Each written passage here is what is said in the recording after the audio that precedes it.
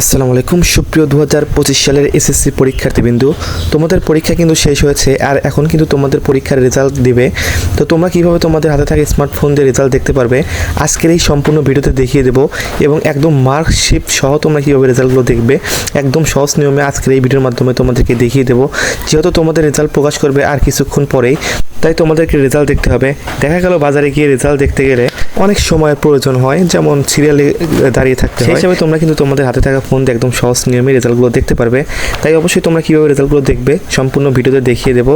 তাই অবশ্যই আমাদের চ্যানেলটিকে সাবস্ক্রাইব করে আমাদের সাথেই থাকো। শুধু এসএসসির রেজাল্টই না, তোমাদের রেজাল্টের পরে তোমরা কীভাবে তোমাদের অন্য কলেজে ভর্তি হবে, কীভাবে আবেদন করতে হবে, এরকম ধরনের সকল ভিডিও আমাদের চ্যানেলেই পেয়ে যাবে। তাই অবশ্যই আমাদের চ্যানেলের সাথেই থাকো।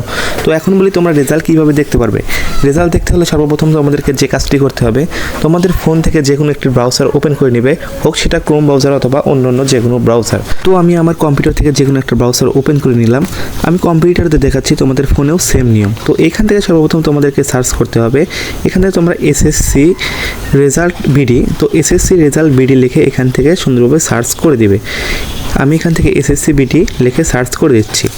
এসএসসি রেজাল্ট বিডি এইটা লিখে সার্চ করার পরে তোমাদের সামনে এরকম একটা ওয়েবসাইট চলে আসবে। তোমরা এখান থেকে দেখতে পারছো এডুকেশন বোর্ড বাংলাদেশ। তো এর প্রথম যে ওয়েবসাইটটা দেখতে পারছো, এরকম ওয়েবসাইট তোমাদের মোবাইলে চলে আসবে। সেম তোমরা এরকম একটা ওয়েবসাইট আসার পরে এখানে ক্লিক করে দিবে। তো এখানে ক্লিক করার সাথে সাথে দেখতে পারবে তোমাদের রেজাল্ট দেখার যে ওয়েবসাইট, সেটা কিন্তু এখান থেকে চলে আসবে। তোমরা এখন যে কাজটি করবে আমি তোমাদেরকে একটু বড় করে দেখাচ্ছি। তো এখান থেকে তোমরা দেখতে পারছো এগুলো তোমাদেরকে পূরণ করে এখানে সাবমিট করলে তোমাদের রেজাল্ট তোমরা এখান থেকে দেখতে পারবে। ওকে, আমি তোমাদেরকে এখান থেকে পূরণ করে দেখাচ্ছি। তো তোমরা দেখতে পারছো প্রথমে এখানে এক্সামিনেশন। তো এখানে তোমরা যেটা সিলেক্ট করবে, তোমরা যদি এসএসসি দাখিল হয়ে থাকো তাহলে অবশ্যই উপরেটা সিলেক্ট করবে, এবং এসএসসি আলিম হয়ে থাকলে এটা সিলেক্ট করবে। এসএসসি দাখিল যারা তারা এটা সিলেক্ট করবে। তো আর যারা এসএসসি প্রফেশনাল তারা এসএসসি প্রফেশনাল ক্লিক করে দিবে। তো আমি যেহেতু এসএসসি দাখিল আর বেশিরভাগ শিক্ষার্থী কিন্তু এসএসসি দাখিল, তাই অবশ্যই এসএসসি দাখিলটাকে এখান থেকে সিলেক্ট করে দিবে। তো এখান থেকে এসএসসি দাখিল সিলেক্ট করার পরে তোমাদেরকে নিচের দিকে দেখতে পাচ্ছো ইয়ার। তো এখান থেকে তোমাদের সালটা সিলেক্ট করতে হবে, অর্থাৎ তুমি যেহেতু 2025 সালে এসএসসি পরীক্ষা দিয়েছো তাহলে অবশ্যই তোমাদের এখান থেকে 2025 সালটা সিলেক্ট করে দিতে হবে। তো আমি এখান থেকে 2025 সালটা সিলেক্ট করে দিচ্ছি। তো 2025 সাল সিলেক্ট করার পরে তোমাদের বোর্ড, তোমরা যে বোর্ড থেকে পরীক্ষা দিয়েছো সেই বোর্ডটাকে এখান থেকে সিলেক্ট করে দিতে হবে। তো আমি যে বোর্ড থেকে পরীক্ষা দিয়েছি সেটা সিলেক্ট করে দেবো। তোমরা যদি বরিশাল হয়ে থাকো তাহলে বরিশাল, যদি চট্টগ্রাম হয়ে থাকো চট্টগ্রাম, চিটাগাং হয়ে থাকলে চিটাগাং, কুমিল্লা হয়ে থাকলে কুমিল্লা, এবং দিনাজপুর হয়ে থাকলে দিনাজপুর। আর যারা মাদ্রাসা বোর্ড তারা অবশ্যই কিন্তু এখান থেকে মাদ্রাসা ক্লিক করে দিবে, যারা মাদ্রাসা থেকে পরীক্ষা দিয়েছো। আমি যেহেতু বরিশাল বোর্ড তাহলে এখান থেকে বরিশাল সিলেক্ট করে দিচ্ছি।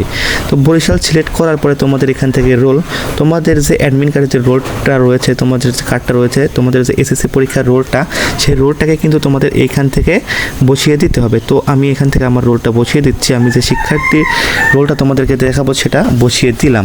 তারপরে নিচের দিকে তোমরা দেখতে পারতেছো রেজিস্ট্রেশন নাম্বার। তো এখান থেকে তোমাদের রেজিস্ট্রেশন নাম্বারটাকে দিয়ে দিতে হবে। তো তোমাদের যে পরীক্ষার রেজিস্ট্রেশন নাম্বারটা ছিল সেই রেজিস্ট্রেশন নাম্বারটা সুন্দরভাবে এখান থেকে দিয়ে দিবে। এখানে দেওয়া হয়ে গেলে নিচে তোমাদের একটা কোড পূরণ করতে হবে, যেটা তোমাদেরকে সকল ইউজারদেরই কিন্তু কোডটা পূরণ করতে হবে। ভিন্ন সময় বিভিন্ন ধরনের কোড আসবে, তোমরা এখান থেকে যোগ করে এখান থেকে যে যোগফলটা হবে সেই যোগফলটা তোমরা এইখানে মাঝখানে যে কোডটা আছে এই কোডে বসিয়ে দিবে। তো এখানে যেহেতু 14 হয় আমি এখান থেকে 14 বসিয়ে দিলাম। তো দেওয়ার পরে এখন তোমাদের একবার দেখে নিবে সবগুলো ঠিক আছে কিনা। সব কিছু ঠিক থাকলে তোমরা এইখান থেকে সুন্দরভাবে সাবমিট নামে একটা অপশন আছে, সেই সাবমিট নামে অপশনটাতে ক্লিক করে দিবে। তো আমি এখান থেকে সাবমিটে ক্লিক করে দিলাম।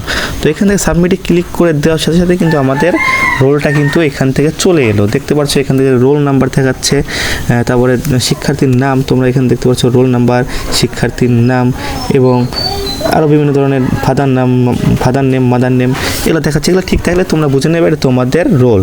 তো এখান থেকে দেখতে পাচ্ছ আমি যে শিক্ষার্থীরা দেখাচ্ছি সে কিন্তু এখান থেকে GPA 5 পেয়েছে, এবং কোন বইয়ে কোন সাবজেক্টে কত নাম্বার পেয়েছে এর নিচের দিকে কিন্তু একদম মার্কশিট সহ সবগুলোই দেখাচ্ছে।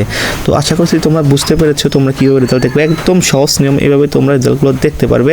তো দেখতে পাচ্ছ সেখানে বাংলাতে A+, ইংলিশে A+, সবগুলোতেই কিন্তু A+ পেয়েছে এবং সে GPA 5 পেয়েছে। তো এইভাবে একদম সহজ নিয়মে তোমরা রেজাল্টটা দেখতে পারবে। আশা করছি সম্পূর্ণ ভিডিও যারা দেখতে পেরেছো তারা বুঝতে পেরেছো, আর যারা বোঝোনি তারা অবশ্যই আমাদেরকে কমেন্ট করে জানিয়ে দাও, পরবর্তী ভিডিওতে তোমাদেরকে বুঝিয়ে দেবো। তো এই ছিল আজকের ভিডিও, দেখা হয় পরবর্তীতে নতুন কোনো ভিডিও নিয়ে। সবাই ভালো থাকো, সুস্থ থাকো, বিদায় নিচ্ছি আজকের মতো।